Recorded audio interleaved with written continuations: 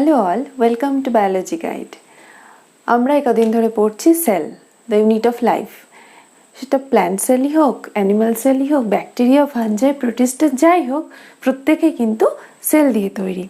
তো আজকে আমরা পড়বো এমন একটা স্ট্রাকচার যেটা সব রকম সেলে, সেটা ব্যাকটেরিয়াতেও যেরকম, ইউক্যারিওটিক সেলের ক্ষেত্রেও কিন্তু সেরকম, প্রত্যেকের ক্ষেত্রে কিন্তু এটা অলমোস্ট সেম। কিছু এক্সেপশনাল কেস আছে, সেই এক্সেপশনাল কেসগুলো বাদ দিলে অলমোস্ট প্রত্যেকের ক্ষেত্রে কিন্তু এই স্ট্রাকচারটা সেম। সেটা কি না, সেটা হচ্ছে প্লাজমা মেমব্রেন বা সেল মেমব্রেন বা কোষ পর্দা। ঠিক আছে, এই হচ্ছে cell membrane, the outer most layer, সব থেকে বাইরের স্তর। সব থেকে বাইরের স্তর বলবো না, কারো কারো ক্ষেত্রে সেল ওয়াল থাকে, কিন্তু সেল ওয়াল কী করে? সেল ওয়ালের কাজ হচ্ছে বেসিক্যালি সেলকে স্ট্রেংথ দেওয়া বা সেলকে প্রোটেক্ট করা। কিন্তু এই যে যেটা ইম্পর্টেন্ট এবং যেটা সবার ক্ষেত্রে থাকে কমন, সেটা হচ্ছে কোষ পর্দা। এটা হচ্ছে সিলেক্টিভলি পারমিয়েবল। পারমিয়েবল মানে কি? টার্মগুলো মনে রাখো। Selectively permeable. সিলেক্টিভলি পারমিয়েবল মানে প্রথমে বুঝতে হবে পারমিয়েবল মানে যার মধ্যে দিয়ে সব কিছু চলাচল করতে পারে, কোনো বিধিনিষেধ নেই। কিন্তু সিলেক্টিভলি পারমিয়েবল মানে কি? সিলেক্ট করে কিছু কিছু জিনিস, কোনটা যাবে কোনটা যাবে না, সেলের মধ্যে কোনটা আসবে, সেল থেকে বাইরে কোনটা যাবে, সমস্ত কিছু সিলেক্ট করে চলাচল করে।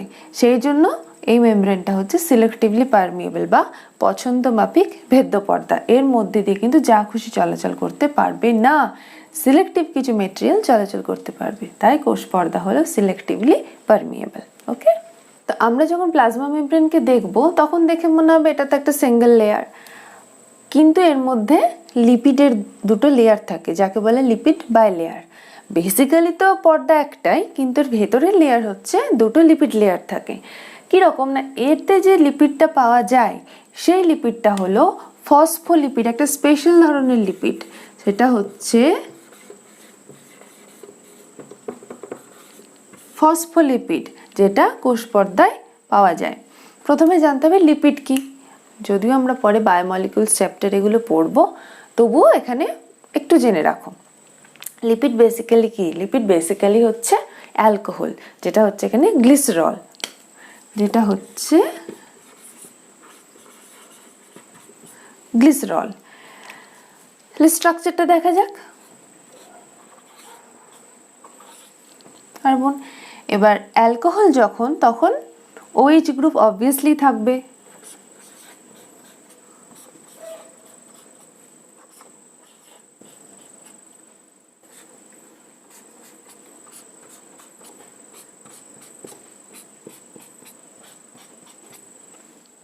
তাহলে এই যে স্ট্রাকচারটা, এটা হচ্ছে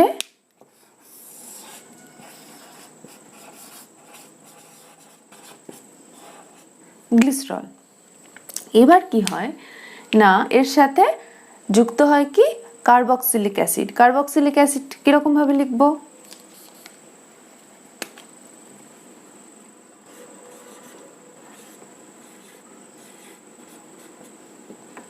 আছে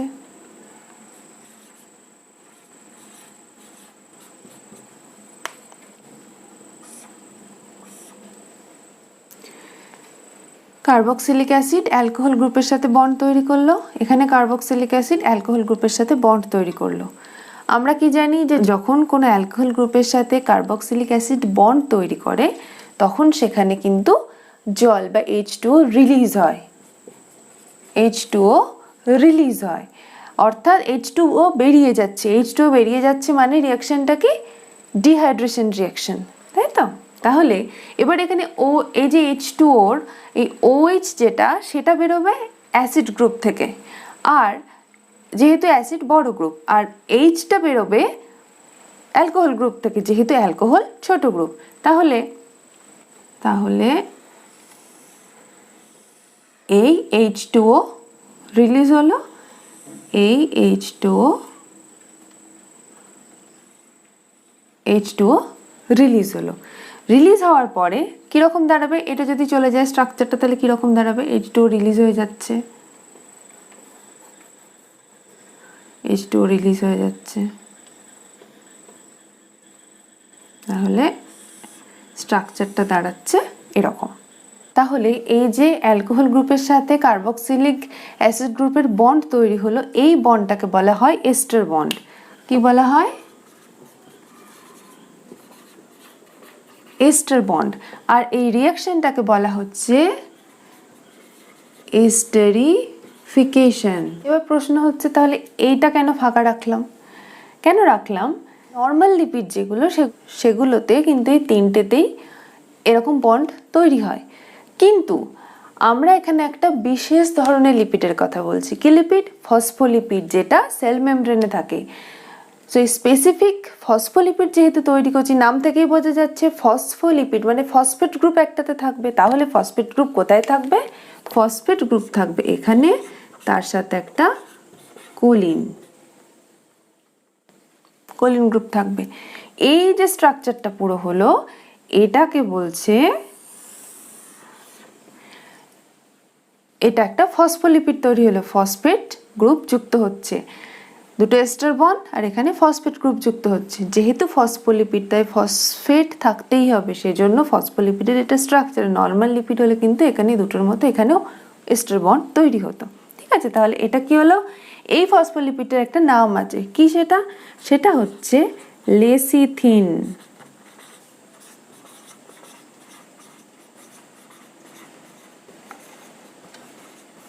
প্রশ্ন আসে লেসিথিন। লেসিথিন দেখে ঘাবড়ানোর কিছু নেই, কারণ আমরা জানি যে সেল মেমব্রেন ফসফোলিপিড দিয়ে তৈরি, আর লেসিথিন একটা ফসফোলিপিড। তাহলে লেসিথিন প্লাজমা মেমব্রেনে পাওয়া যায় এরকম একটা ফসফোলিপিড।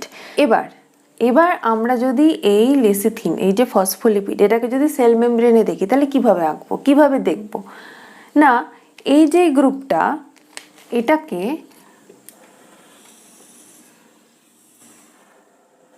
ফসফোলিপিড মলিকিউলের হেড, ঠিক আছে, ফসফোলিপিড মলিকিউলের হেড। এই যে এটা এখানে থাকে, আর এই যে এই দুটো,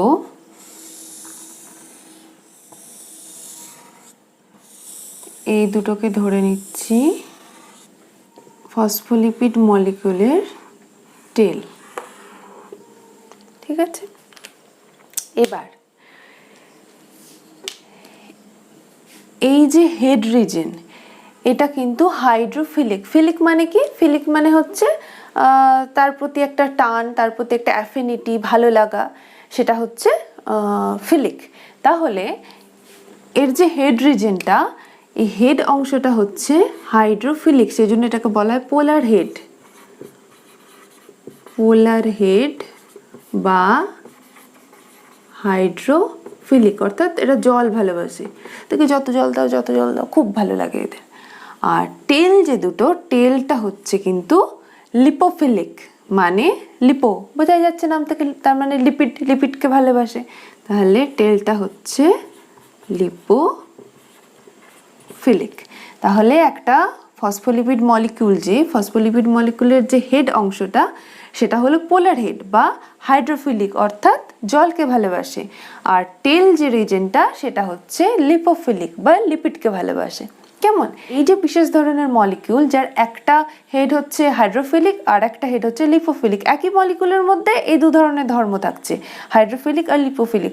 এই যে মলিকিউল, তাহলে মলিকিউলটাকে কি বলা হবে? না, অ্যামফিপ্যাথিক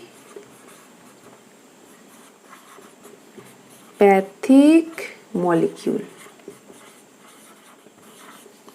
ওকে, তাহলে এমন একটা মলিকিউল যার একটা হেড হাইড্রোফিলিক আর একটা হেড লিপোফিলিক, তাহলে সেই মলিকিউলটাকে বলা হচ্ছে অ্যামফিপ্যাথিক মলিকিউল। কেমন? এটা কিন্তু খুব ইম্পর্টেন্ট এই টার্মটা। এবার এই যে ফসফোলিপিড মলিকিউল, এটা যখন আমরা সেল মেমব্রেন দেখব তখন কিরকম দেখতে হবে এবার দেখা যাক। তাহলে ধরে নিচ্ছি এটা সেল মেমব্রেন। সেল মেমব্রেনের বাইরে ফ্লুইড থাকে, এরকম ফ্লুইড আছে। এই ফ্লুইডগুলোকে আমরা কি বলি? এই ফ্লুইডকে আমরা বলি ইন্টারস্টিশিয়াল ফ্লুইড, তাই তো। আবার কোষের মধ্যেও লিকুইড আছে, যেটাকে আমরা কি বলি, ফ্লুইড আছে, সেটা হলো সাইটোপ্লাজম। বাইরের হলো ইন্টারস্টিশিয়াল ফ্লুইড বা এক্সট্রাসেলুলার ফ্লুইড, আর ভেতরেরটা হচ্ছে কোষের ভেতরে সাইটোপ্লাজম। ঠিক আছে, এবার আমরা কি দেখেছিলাম কিরকম দেখতে ফসফোলিপিডটা, না এরকম হেড রিজন টেল রিজন, তাই তো। এবার তাহলে কোষ পর্দায় সেটা আঁকা যাক। তাহলে ফসফোলিপিডে আমরা কি দেখলাম, যে এর যে হেড রিজনটা সেটা ওয়াটার লাভিং বা জল ভালোবাসে। তাহলে এখানেও ফ্লুইড আছে, তাহলে এ সবসময় চাইবে তার হেড রিজনটাকে সেই ফ্লুইডের দিকে রাখতে। তাহলে কীরকমভাবে থাকবে, এরকমভাবে থাকবে, হেড রিজনটা ফ্লুইডের দিকে, টেল রিজনটা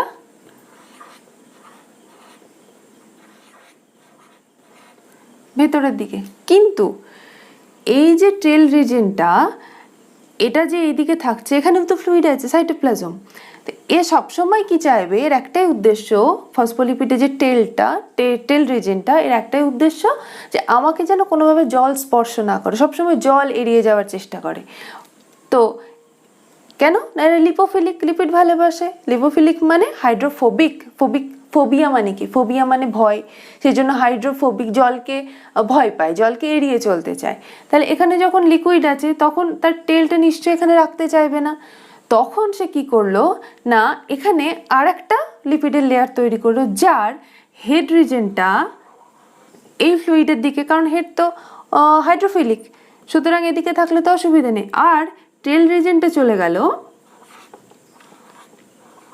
এরম ভাবে, তার মানে টেল রিজন দুটো থাকলো মুখোমুখি।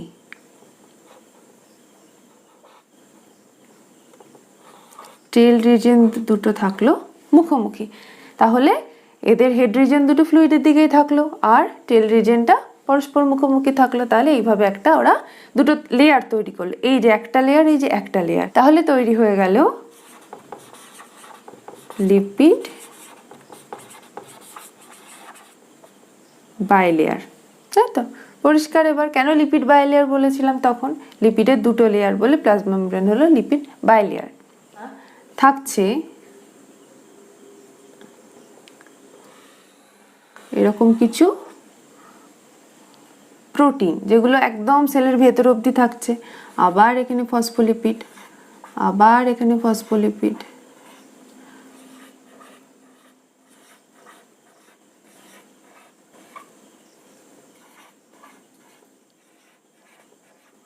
আবার এখানে একটা প্রোটিন।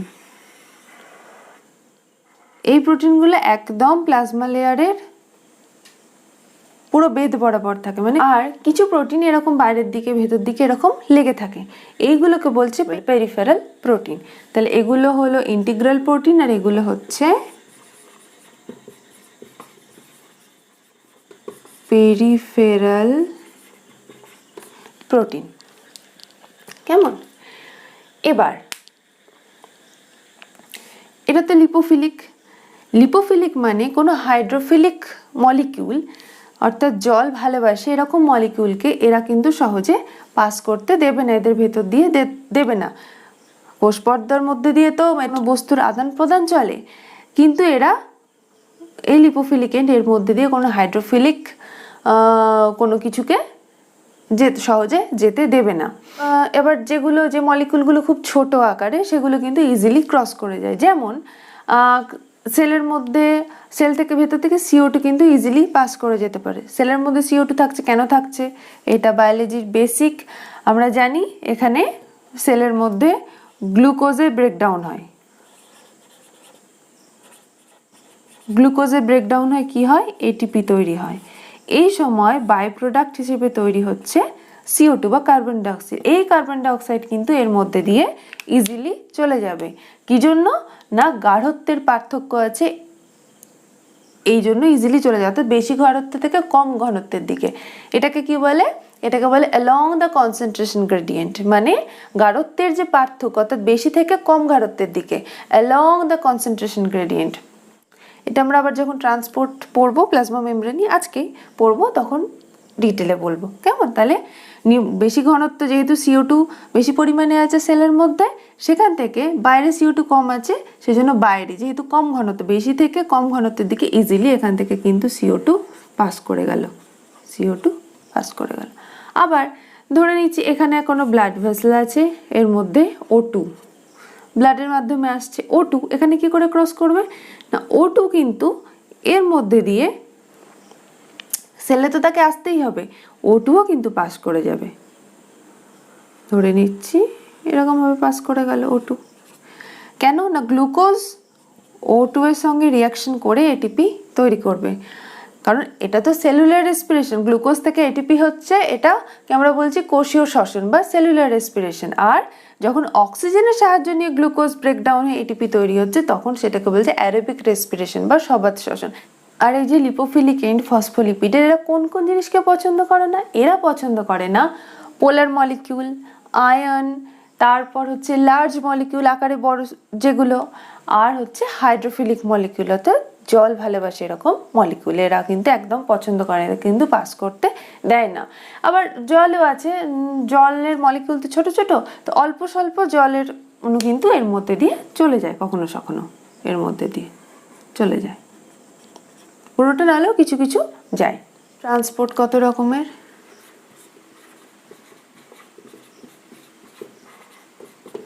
দু ধরনের, প্যাসিভ আর অ্যাক্টিভ। প্যাসিভ ট্রান্সপোর্ট কোনগুলো না, যেখানে কোনো মলিকিউল কনসেন্ট্রেশন গ্রেডিয়েন্টের জন্য সহজে এক জায়গা থেকে আরেক জায়গায় যেতে পারে। কনসেন্ট্রেশন গ্রেডিয়েন্ট মানে কি, মানে এক জায়গায় ঘনত্ব খুব বেশি আর এক জায়গায় ঘনত্ব খুব কম, তো ঘনত্বর বেশি জায়গা থেকে মলিকিউল কিন্তু সবসময় কম ঘনত্বের দিকে চলে যাবে along the concentration gradient, concentration গ্রেডিয়েন্টের জন্য, গাঢ়ত্বের পার্থক্যের জন্য চলে যাচ্ছে। এখানে কোনো এটিপি মলিকিউলের প্রয়োজন বা সাহায্য লাগছে না।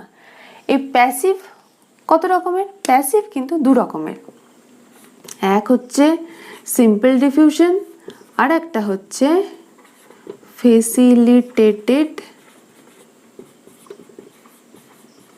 ডিফিউশন। এটা হচ্ছে সিম্পল ডিফিউশন। এবার এই যে সিম্পল ডিফিউশন, এর এক্সাম্পল কোনগুলো? এর এক্সাম্পল হচ্ছে এই যে O2, CO2 এগুলো যে সেলের মধ্যে দিয়ে ইজিলি যাচ্ছে, এগুলো হচ্ছে O2, CO2। ওয়াটারও কোনো কোনো ক্ষেত্রে ওয়াটারও, এই যেমন এটা দেখালাম, কিছু কিছু মলিকিউল ওয়াটারে বেশি থেকে কম ঘনত্বের দিকে চলে যাচ্ছে, তাহলে সেটা হলো সিম্পল ডিফিউশন। এবার আসছে ফেসিলিটেটেড ডিফিউশন। ফেসিলিটেটেড ডিফিউশন কি? এই যে ফেসিলিটেটেড ডিফিউশন, এটা কিন্তু দু ধরনের প্রোটিনের মাধ্যমে হয়। কি কি? এক হলো চ্যানেল প্রোটিন আর দুই হলো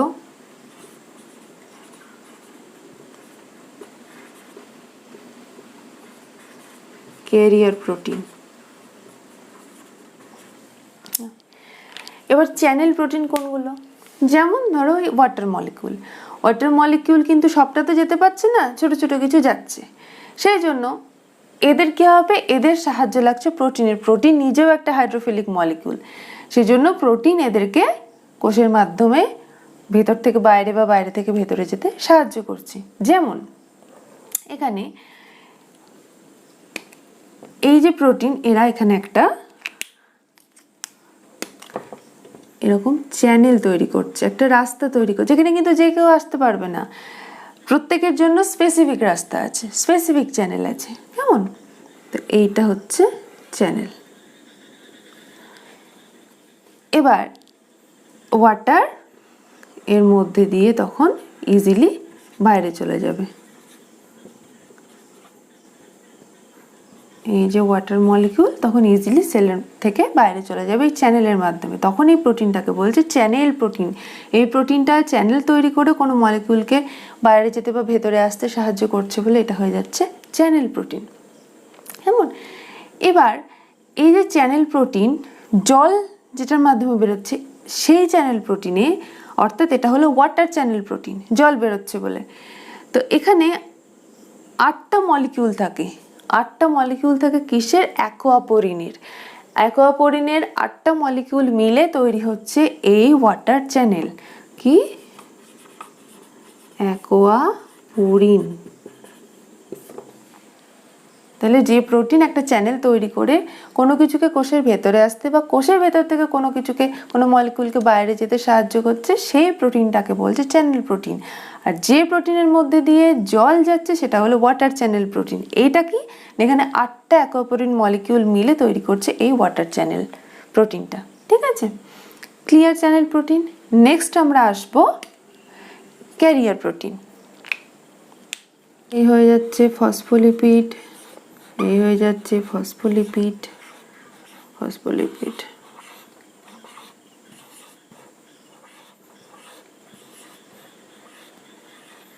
এবার ক্যারিয়ার প্রোটিন কি করে না, ক্যারিয়ার প্রোটিন কিন্তু নিজের শেপ চেঞ্জ করতে পারে। এখানে ক্যারিয়ার প্রোটিন দেখতে হচ্ছে এরকম,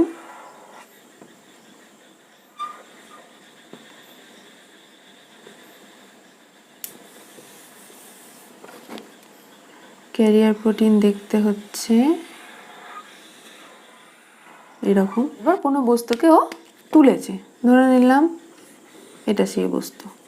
এবার ঘুরতে ঘুরতে ঘুরতে ঘুরতে যখন এটাকে হয়তো কোষের ভেতরে দেওয়ার প্রয়োজন, তখন ও কিন্তু নিজে শেপ বদলাতে বদলাতে রোটেট করতে করতে যখন এখানে আসবে, তখন কীরকম দেখতে হবে? তখন হয়ে যাবে এরকম। আর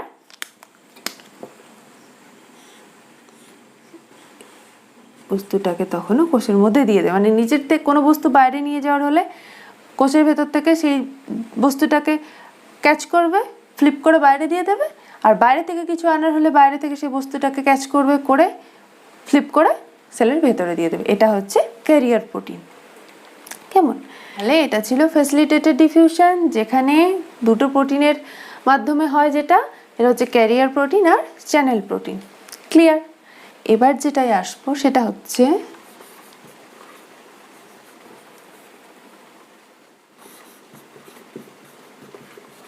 অ্যাক্টিভ ট্রান্সপোর্ট। অ্যাক্টিভ ট্রান্সপোর্টে কি হয় না, অ্যাক্টিভ ট্রান্সপোর্টে কিন্তু প্রোটিনের সাহায্য লাগছেই প্যাসিভের মতোই। আবার এখানে কিন্তু ওখানে যেমন কনসেন্ট্রেশন গ্রেডিয়েন্ট অনুযায়ী হচ্ছিল, অর্থাৎ যেখানে গাঢ়ত্ব কম সেখানে বেশি গাঢ়ত্ব থেকে চলে যাচ্ছিল।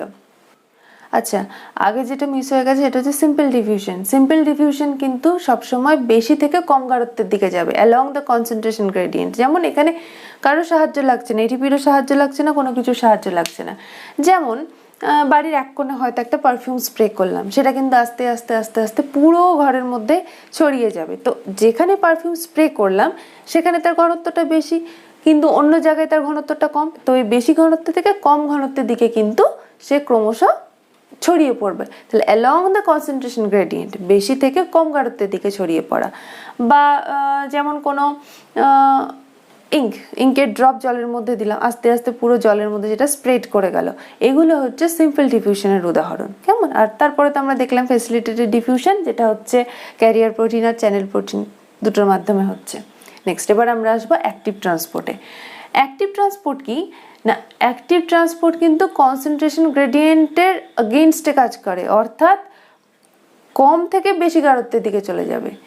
সিম্পল ডিফিউশনের ক্ষেত্রে বা ব্যাপনের ক্ষেত্রে, ডিফিউশন অর্থাৎ ব্যাপন, তখন সিম্পল ডিফিউশনে আমরা যেমন দেখলাম যে বেশি থেকে কম গাঢ়ত্বের দিকে যাচ্ছে কারোর সাহায্য ছাড়াই, কিন্তু অ্যাক্টিভ ট্রান্সপোর্টে কম গাঢ়ত্ব থেকে বেশি গাঢ়ত্বের দিকে যাবে। এবং মোস্ট ইম্পর্টেন্ট পয়েন্ট যেটা, সেটা হচ্ছে এটিপি লাগবে। এটিপি লাগবে। তাহলে অ্যাক্টিভ ট্রান্সপোর্ট কোনটা? যেখানে এটিপি প্রয়োজন হচ্ছে, A for active, A for ATP. এটিপির প্রয়োজন হচ্ছে যেটাতে, সেটা হচ্ছে অ্যাক্টিভ ট্রান্সপোর্ট। কেমন? এবার দেখা যাক। এই তো হচ্ছে ফসফোলিপিড,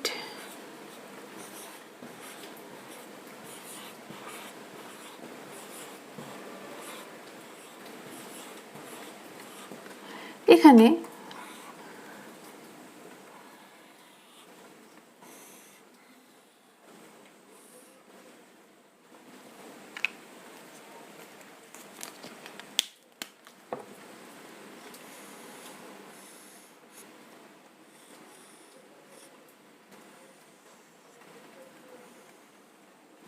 কারণ আবার দেখে বলবে এটা তো চ্যানেল প্রোটিন না, এটা চ্যানেল প্রোটিন না, এখানে ব্যাপার আছে কি না, এই যে প্রোটিন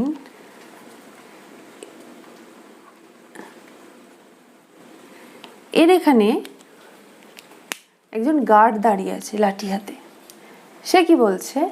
সে বলছে যদি আমাকে 1 টাকা দাও তবে আমি তোমাকে যেতে দেব। সে 1 টাকা কি? সে 1 টাকা হচ্ছে একটা এটিপি। এই প্রোটিনের ভালো উদাহরণ হচ্ছে সোডিয়াম পটাশিয়াম পাম্প। কেন না, কোষের ভেতরে সব সময় কে পজিটিভ আয়ন বেশি থাকে, কে পজিটিভ আয়ন বেশি থাকে। আর বাইরে কি থাকছে? বাইরে থাকছে সোডিয়াম আর কিছু ক্লোরাইড থাকে। সোডিয়াম, এটা হলো পটাশিয়াম। এবার এখান থেকে এখানে যেতে হলে বা এখান থেকে এখানে আসতে হলে এবার এই যে আদান প্রদান এটা কিন্তু এমনি হবে না। যেমন এখানে পটাশিয়াম আয়ন বেশি আছে, বাইরে কম আছে বলে চলে গেল, হবে না। এটা প্যাসিভের ক্ষেত্রে হতো, কিন্তু এক্ষেত্রে হবে না। কেন হবে না? যেহেতু এটা অ্যাক্টিভ ট্রান্সপোর্ট, অর্থাৎ কনসেন্ট্রেশন গ্রেডিয়েন্টের বিরুদ্ধে যাবে, অর্থাৎ কম থেকে বেশি ঘনত্বের দিকে যাবে। তাহলে কোষ কি করছে? এমনিতেই তো ভেতরে পটাশিয়াম আয়নের পরিমাণ বেশি, উপরন্তু বাইরে থেকে টেনে টেনে টেনে টেনে সেলের ভেতরে পটাশিয়াম আয়ন আনছে। কখন? এটা কোশ্চেন হয় যে একটা এটিপি খরচ করে কটা আয়নের আদান প্রদান। হ্যাঁ, একটা এটিপি যখন খরচ করছো তখন বাইরে থেকে আসবে, যেহেতু অ্যাক্টিভ ট্রান্সপোর্ট, তার মানে কম থেকে বেশি ঘনত্বে আসবে কি? Potassium ion. তাহলে এলো,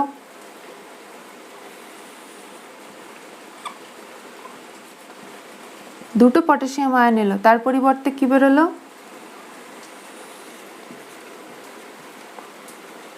3টে সোডিয়াম আয়ন, তাই তো? তাহলে কম থেকে বেশি ঘনত্বের দিকে এলো। তাহলে এটা হচ্ছে অ্যাক্টিভ ট্রান্সপোর্ট, যেখানে এটিপির সাহায্য লাগছে। সোডিয়াম পটাশিয়াম পাম্প হলে এই ধরনের প্রোটিনের খুব ভালো উদাহরণ। ক্লিয়ার? এবার এখান থেকে যদি তোমাদের জিজ্ঞাসা করা হয় যে সেল মেমব্রেনে বা প্লাজমা মেমব্রেনে লিপিড বেশি না ফ্যাট বেশি, অবভিয়াসলি বলবো ম্যাডাম ফ্যাট বেশি।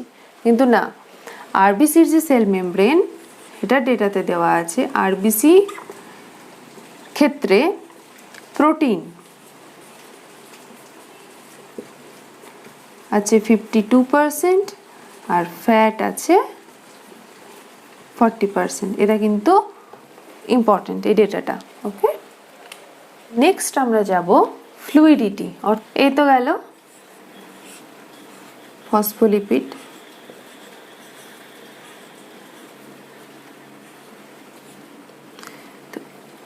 এই ধরনের যে লিপিডগুলো, যার এই টেল পোর্শনটা সোজা এবং খুব ঘন ঘন গায়ে গায়ে লেগে আছে, এটাকে বলছে স্যাচুরেটেড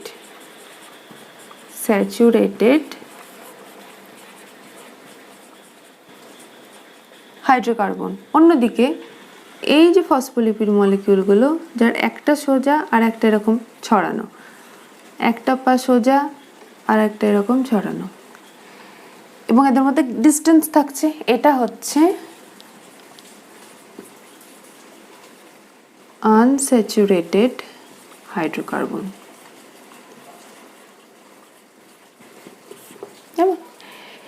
এবার যেমন একটা খুব ভিড়, একটা খুব জনবহুল এলাকা বা খুব গাদাগাদি করে ভিড় আছে এরকম জায়গায় মানুষ কি করে? মানুষ সোজাভাবে দাঁড়িয়ে থাকে।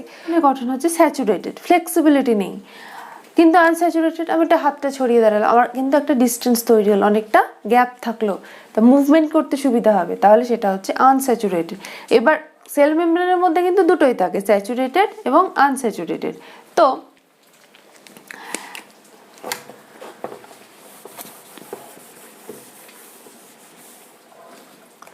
স্যাচুরেটেড থাকলো, এখানে আবার আনস্যাচুরেটেড থাকলো, আবার স্যাচুরেটেড থাকলো, আবার আনস্যাচুরেটেড থাকলো, এইভাবে কিন্তু চলতে থাকে।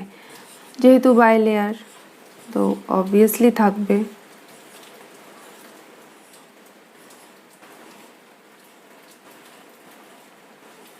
ঠিক আছে, এবার এটা হচ্ছে সেল মেমব্রেন, তাই তো। এবার সেল মেমব্রেন থেকে কোনো কিছু বাইরে যাচ্ছে বা বাইরে থেকে কোনো কিছু সেল মেমব্রেনে আসছে। ধরে নিলাম এখান থেকে সেল মেমব্রেনের ভেতর থেকে বাইরে একটা সাপোজ ভেসিকল গেল, এবার এই জায়গাতে একটা গ্যাপ তৈরি হলো, কিন্তু এই গ্যাপটা যদি ফিল না হয়, এই গ্যাপটা যদি কেউ এসে ব্লক না করে, তাহলে তো এর মধ্যে সমস্ত সাইটোপ্লাজমই বেরিয়ে চলে যাবে, কিন্তু সেটা তো হতে পারে না। এই যে স্যাচুরেটেড আর আনস্যাচুরেটেড থাকার জন্য এই লিপিড মলিকিউলগুলো কিন্তু সবসময় মুভমেন্ট করছে, এরকম এরকম এরকম এরকম করে কিন্তু মুভমেন্ট করছে। ওদের মুভমেন্টের জন্য এই যে গ্যাপটা হলো, যখনই এই গ্যাপটা হবে তখন এই লিপিড মলিকিউলগুলো মুভ করে করে এই জায়গায় আসবে এবং এটাকে ফিল করবে, দিয়ে কোনো কোনো জিনিস বেরোনোর জন্য কোনো গ্যাপ তৈরি হলে আবার সেই লিপিড মলিকিউলগুলো মুভ করে করে এসে সেখানে কিন্তু ফিল করে দেবে। এইভাবে চলতে থাকে। আর 2 নম্বর যে পয়েন্টটা সেটা হচ্ছে কোলেস্টেরল।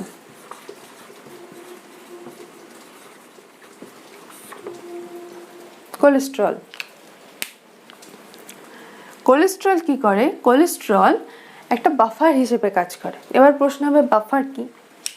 না, বাফার এমন একটা জিনিস যেটা কোনো কিছুকে ব্যালেন্সে রাখতে সাহায্য করে, যেমন টেম্পারেচারকে ব্যালেন্স করে রাখতে বাফার ইউজ হয়। তো কোলেস্টেরল একটা বাফার হিসেবে কাজ করে। কেমন? যেমন এটা তো একটা এটা তো একটা লিপিড মানে অয়েল ফ্যাট সব কিছু এর মধ্যে পড়ছে। তো আমরা কি দেখি শীতকালে যখন তেল, যেমন শীতকালে কি হয়, তেল জমে যায়। এটা তো জমে না, কারণ আমরা তো মানুষরা তো হোমোথার্ম, কারণ আমাদের বডি টেম্পারেচার মেনটেন থাকে, কিন্তু তবুও যেহেতু ফ্যাট দিয়ে তৈরি, ঠান্ডাতে জমতে থাকবে। সেই যাতে না জমতে পারে, এর যাতে কার্যকারিতাটা নর্মাল থাকে প্লাজমা মেমব্রেনে, সেজন্য কোলেস্টেরল এই মাঝে মাঝে থেকে এই গ্যাপটাকে মেনটেন করে, তার ফলে এর ফ্লুইডিটি বজায় থাকে।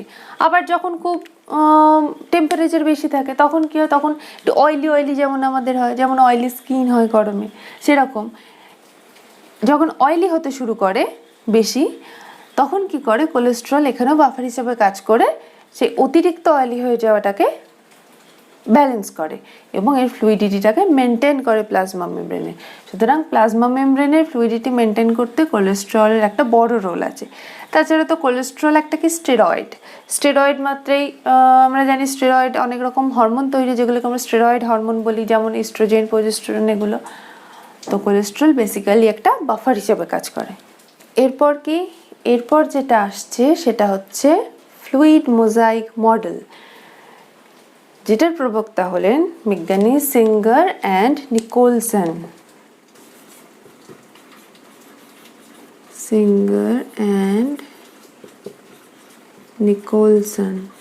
কততে? 1972 সালে। তারা কি বললেন?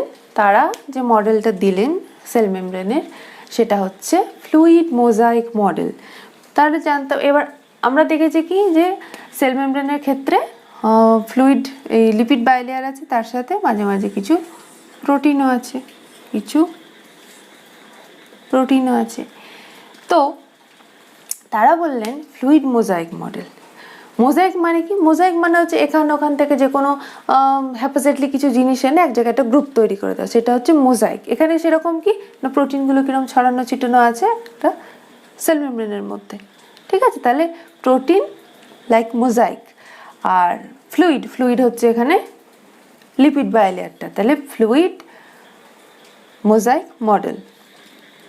তাই তো ওনারা কি বললেন? ওনারা বললেন যে লিপিড বাইলেয়ার হচ্ছে সমুদ্রের মতো, তার মধ্যে প্রোটিনের মলিকিউলগুলো হচ্ছে ভাসমান হিমশৈলের মতো, সেজন্য ফ্লুইড মোজাইক মডেল। এটা কিন্তু ইম্পর্টেন্ট। আবার এই প্লাজমা মেমব্রেনে আর একটা গঠন দেখা যায় কি না, কখনো কখনো এই লিপিডের সাথে এরকম কিছু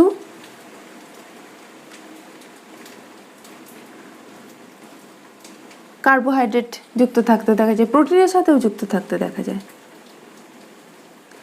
যখন প্রোটিনের সাথে যুক্ত থাকছে তখন সেটাকে বলছে গ্লাইকো। আমরা জানি গ্লাইকো মানে কার্বোহাইড্রেট, গ্লাইকো প্রোটিন। আবার যখন লিপিডের সঙ্গে থাকছে তখন হচ্ছে গ্লাইকো লিপিড। কেমন? আর একটা যেটা ডেটা মনে রাখার সেটা হচ্ছে যে প্লাজমা মেমব্রেনকে আবিষ্কার করেন, প্লাজমা মেমব্রেন আবিষ্কার করেছিলেন নাগেলি অ্যান্ড ক্র্যামার। কত সালে? 1855 সালে। কেমন? তো এই ছিল প্লাজমা মেমব্রেন। ভালো করে পড়ো, ভিডিওটা 2-3 বার দেখো, প্র্যাকটিস করো প্লাজমা মেমব্রেন আঁকা, ছোট ছোট পয়েন্টগুলো মার্ক করো।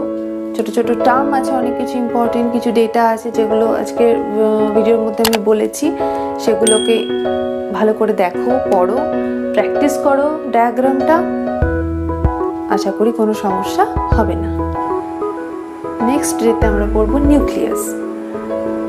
আজ তবে এই পর্যন্তই। ওকে।